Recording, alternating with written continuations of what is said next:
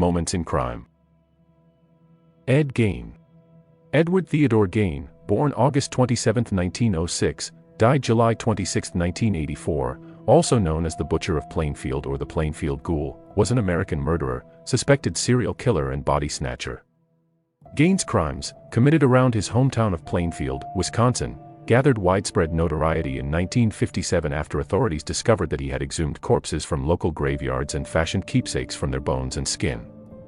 He also confessed to killing 2 women, tavern owner Mary Hogan in 1954, and hardware store owner Bernice Worden in 1957. Gein was initially found unfit to stand trial and confined to a mental health facility.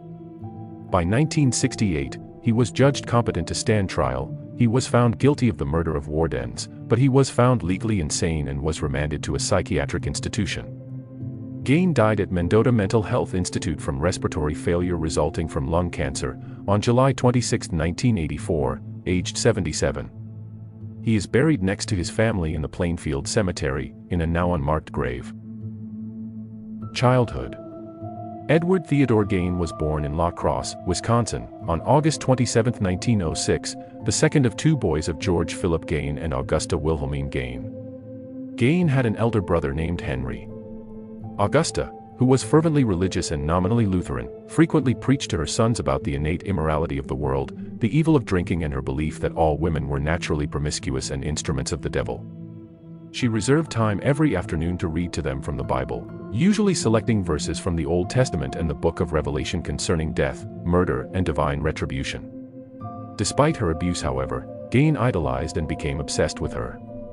Augusta hated her husband, an alcoholic who was unable to keep a job. He had worked at various times as a carpenter, tanner, and insurance salesman. During his time in La Crosse, Gein's father owned a local grocery shop, but he soon sold the business and left the city with his family to live in isolation on a 155-acre farm in the town of Plainfield, Wisconsin, which became their permanent residence. Augusta took advantage of the farm's isolation by turning away outsiders who could have influenced her sons. Gein left the farm only to attend school.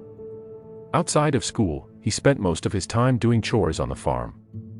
Gein was shy, and classmates and teachers remembered him as having strange mannerisms, such as seemingly random laughter, as if he were laughing at his own personal jokes. To make matters worse, Augusta punished him whenever he tried to make friends.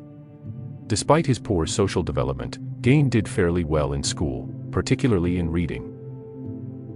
Deaths in immediate family.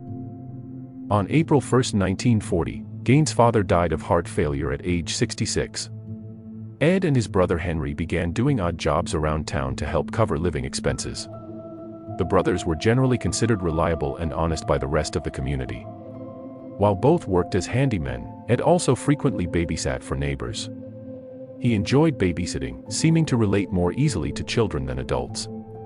Henry began dating a divorced mother of 2 and planned to move in with her. He worried about his brother's attachment to their mother and often spoke ill of her around Ed, who responded with shock and hurt. On May 16, 1944, Ed was burning away marsh vegetation on the property. The fire got out of control, drawing the attention of the local fire department. By the end of the day, the fire having been extinguished and the firefighters gone, Ed reported his brother missing. With lanterns and flashlights, a search party searched for 43-year-old Henry, whose dead body was found lying face down. Apparently, he had been dead for some time, and it appeared that the cause of death was heart failure since he had not been burned or injured otherwise. It was later reported, by biographer Harold Schechter, that Henry had bruises on his head. Police dismissed the possibility of foul play, and the county coroner later officially listed asphyxiation as the cause of death. The authorities accepted the accident theory, but no official investigation was conducted and an autopsy was not performed. Questioning Gein about the death of Bernice Worden in 1957, state investigator Joe Wilimowski brought up questions about Henry's death. George Arndt, who studied the case, wrote that, in retrospect, it was possible and likely that Henry's death was the Cain and Abel aspect of this case. With Henry deceased, Ed and Augusta were now alone. Augusta had a paralyzing stroke shortly after Henry's death, and Ed devoted himself to taking care of her. Sometime in 1945, he later recounted, he and his mother visited a man named Smith, who lived nearby, to purchase straw. According to Ed, Augusta witnessed Smith beating a dog. A woman inside the Smith residence came outside and yelled for him to stop, but Smith beat the dog to death. Augusta was extremely upset by this scene. However, what bothered her did not appear to be the brutality toward the dog but, rather, the presence of the woman. Augusta told Ed that the woman was not married to Smith and so had no business being there, and angrily called her Smith's harlot. She had a second stroke soon after, and her health deteriorated rapidly. Augusta died on December 29, 1945, at the age of 67. Ed was devastated by her death. In the words of Schechter, he had lost his only friend and one true love. And he was absolutely alone in the world. Work. Gein held on to the farm and earned money from odd jobs. He boarded up rooms used by his mother, including the upstairs, downstairs parlor, and living room, leaving them untouched. While the rest of the house became increasingly squalid, these rooms remained pristine. Gein lived thereafter in a small room next to the kitchen. Around this time, he became interested in reading pulp magazines and adventure stories, particularly those involving cannibals or Nazi atrocities, specifically concerning Ilse Koch, who selected tattooed prisoners for death in order to fashion lampshades and other items from their skins. Gein received a farm subsidy from the federal government starting in 1951. He occasionally worked for the local municipal road crew and crop threshing crews in the Plainfield area. Sometime between 1946 and 1956, he also sold an 80-acre parcel of land that Henry had owned. Confirmed murders. On the morning of November 16, 1957, 58-year-old Plainfield hardware store owner Bernice Worden disappeared. The hardware store's truck was seen driving out from the rear of the building at around 9:30 a.m. The hardware store saw few customers the entire day. Some area residents believe that this was because of deer hunting season. Worden's son, Deputy Sheriff Frank Worden, entered the store around 5 p.m. to find the cash register open and blood stains on the floor. Frank Worden told investigators that on the evening before his mother's disappearance, Gein had been in the store and was to have returned the next morning for a gallon of antifreeze. A sales slip for the antifreeze was the last receipt written by Worden on the morning that she disappeared. That evening, Gein was arrested at a West Plainfield grocery store, and the Waushara County Sheriff's Department searched the Gein farm. A sheriff's deputy discovered Worden's decapitated body in a shed on Gein's property, hung upside down by her legs with a crossbar at her ankles and ropes at her wrists. The torso was dressed out like a deer. She had been shot with a .22 caliber rifle, and the mutilations were made after her death. Searching the house, authorities found whole human bones and fragments. A wastebasket made of human skin. Human skin covering several chairs. Skulls on his bedposts. Female skulls, some with the tops sawn off. Bowls made from human skulls. A corset made from a female torso skin from shoulders to waist. Leggings made from human leg skin. Masks made from the skin of female heads. Mary Hogan's face mask in a paper bag. Mary Hogan's skull in a box. Bernice Worden's entire head in a burlap sack. Bernice Worden's heart in a plastic bag in front of Gein's potbelly stove. 9 vulvae in a shoebox. A young girl's dress and the vulvas of 2 females judged to have been about 15 years old. A belt made from female human nipples. 4 noses. A pair of lips on a window shade drawstring. A lampshade made from the skin of a human face. Fingernails from female fingers. These artifacts were photographed at the State Crime Laboratory and then decently disposed of. When questioned, Gein told investigators that between 1947 and 1952, he had made as many as 40 nocturnal visits to 3 local graveyards to exhume recently buried bodies while he was in a daze-like state. On about 30 of those visits, he said that he came out of the daze while in the cemetery, left the grave in good order and returned home empty-handed. On the other occasions, he dug up the graves of recently buried middle-aged women he thought resembled his mother and took the bodies home, where he tanned their skins to make his paraphernalia. Gein admitted to stealing from 9 graves and led investigators to their locations. Alan Wilimowski of the State Crime Laboratory participated in opening 3 test graves identified by Gein. The caskets were inside wooden boxes. The top boards ran crossways, not lengthwise. The tops of the boxes were about 2 feet, 61 centimeters, below the surface in sandy soil. Gein had robbed the graves soon after the funerals while the graves were not completed.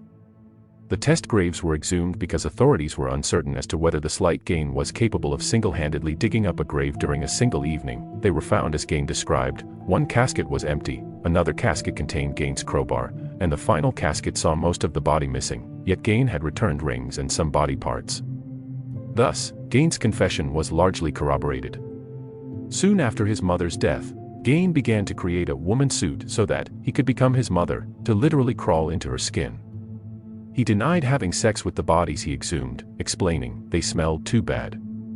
During state crime laboratory interrogation, Gein also admitted to shooting 51-year-old Mary Hogan, a tavern owner missing since December 8, 1954, whose head was found in his house, but he later denied memory of details of her death. A 16-year-old youth, whose parents were friends of Gein and who attended baseball games and movies with him, reported that Gein kept shrunken heads in his house, which he had described as relics sent by a cousin who had served in the Philippines during World War II. Upon investigation by the police, these were determined to be human facial skins, carefully peeled from corpses and used by Gein as masks. During questioning, Sheriff Art Schley reportedly assaulted Gein by banging his head and face into a brick wall. As a result, Gein's initial confession was ruled inadmissible. Schley died of heart failure in 1968 at age 43, before Gein's trial. Many who knew Schley said he was traumatized by the horror of Gein's crimes, and this, along with the fear of having to testify, especially about assaulting Gein, caused his death. Suspected murders. In addition to the murders of Hogan and Wardens, Gein was also considered a suspect in several other unsolved cases in Wisconsin. In November 1957, authorities confronted Gein with a list of missing persons cases that had occurred between the death of his mother and Wardens. Their suspicions were further aroused after the discovery of Hogan's remains. However, lie detector tests seemingly exonerated Gein of any other murders, and his psychiatrists concluded that his violence was only directed to women who physically resembled his mother. Georgia Jean Weckler, age 8, disappeared near a farm home in Fort Atkinson at approximately 3:30 p.m. on May 1, 1947. She was given a lift home from grade school in Jefferson by a neighbor who dropped Weckler off at the lane that led from U.S. Highway 12 to the Weckler farm. Weckler was last seen pausing to open the family mailbox and removing a stack of mail. She was never seen again. Witnesses reported seeing a dark-colored, possibly black, 1936 Ford sedan with a gray plastic spotlight in the vicinity that afternoon. Gein owned a black 1937 Ford. Evelyn Grace Hartley, age 15, went missing while babysitting a 20-month-old girl at the home of La Crosse State College professor Viggo Rasmussen on the evening of October 24, 1953, in La Crosse. That evening, her father Richard called the Rasmussen house several times after she failed to check in as planned at 8:30 p.m. He received no answer. Concerned, he drove to the Rasmussen house to find the doors were locked, the lights and radio on, and items scattered all over the house. The living room furniture had been moved around to different places, as were Evelyn's school books. Richard found her shoes in different rooms, one shoe upstairs and one downstairs. He also found his daughter's broken glasses upstairs. Richard did not find Evelyn in the house. After his arrest, Gein was questioned regarding Evelyn's disappearance. However, he denied involvement in the disappearance and passed 2 lie detector tests. Police found no trace of Evelyn's remains during a search of Gein's property. Victor Harold Travis, age 41, a resident of Adams County, went off to hunt deer in the company of 43-year-old acquaintance Raymond Burgess, a resident of Milwaukee, on November 1, 1950. In the late afternoon, the pair stopped for refreshments at Mac's Bar in Plainfield for several hours. At around 7 p.m., they both left the bar, got into Burgess' car and drove away. The hunters, along with the car Burgess was driving, were never seen again and no trace of them was ever found. Travis and Burgess had been hunting on the farm next to Gein's despite his objections on the day of their disappearance.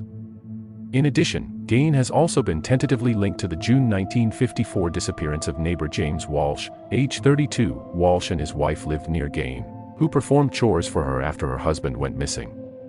Gein was also investigated for potential involvement in the August 1956 disappearance of Irene Keating, age 30, who was last seen in Plainfield, and in the attempted abduction of Judy Rodenkel, age 16, from Auroraville.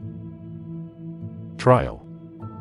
On November 21, 1957, Gein was arraigned on 1 count of first-degree murder in Waushara County Court, where he pleaded not guilty by reason of insanity. He was diagnosed with schizophrenia and found mentally incompetent, thus unfit for trial. He was sent to the Central State Hospital for the Criminally Insane, now the Dodge Correctional Institution, a maximum security facility in Waupun, and later transferred to the Mendota State Hospital in Madison.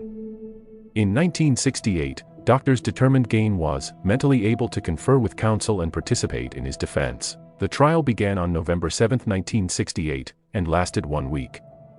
A psychiatrist testified that Gein had told him that he did not know whether the killing of Wardens was intentional or accidental. Gein had told him that while he examined a gun in Warden's store, the weapon discharged and killed Wardens. He said he had not aimed the rifle at Wardens, and did not remember anything else that happened that morning. At the request of the defense, Gein's trial was held without a jury, with Judge Robert H. Golmar presiding.